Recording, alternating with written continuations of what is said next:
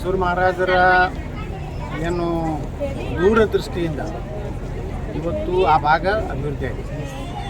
ಅದು ಆ ವಿಮಾನ ನಿಲ್ದಾಣಕ್ಕೆ ಏನು ನಾಲ್ವಡಿ ಜಯಚಾಮರಾಜೇಂದ್ರ ಒಡೆಯರ್ ಏನಿದೆ ಅವ್ರು ಭಾಳ ದೊಡ್ಡ ಕೆಲಸ ಮಾಡಿದ್ದಾರೆ. ಇವತ್ತು ಬೆಂಗಳೂರಿಗೆ ಏಷ್ಯಾದಲ್ಲಿ ಮೊದಲ ಬಾರಿಗೆ ವಿದ್ಯುತ್ಕರಣ ಆಗಿದ್ದು ಯಾರ ಕಾಲದಾಗಂದ್ರೆ ಜಯಚಾಮರಾಜ ಒಡೆಯರ್ದಿಂದ. ಹೀಗಾಗಿ ಆ ಭಾಗ ಡೆವಲಪ್ ಆಯಿತು. ಈ ಕಡೆ ಯಾಕೆ ಆಗಲಿಲ್ಲ ಅನ್ನೋದು ಉತ್ತರ ಕರ್ನಾಟಕ ಬಗ್ಗೆ ಸಾಕಷ್ಟು ಚರ್ಚೆ ಆಗಿದೆ. ಈ ಕಡೆ ಎಲ್ಲ ಇಲ್ಲಿ ಆಡಳಿತ ನಿಜಾಮಶಾಹಿ ಆದಿಲಶಾಹಿ ಇವೆಲ್ಲ ಡೆವಲಪ್ ಆಗಿಲ್ಲ, ಆ ಕಡೆ ಭಾಗ ಡೆವಲಪ್ ಆಗಿದೆ. ಮತ್ತು ಅಲ್ಲಿ ಹೋಗಿ ಯಾರ್ದೋ ಹೆಸರು ಇಡ್ತೇನೆ ಅಂದ್ರೆ ಹೆಂಗಾಗ್ತದೆ? Audio Jungle.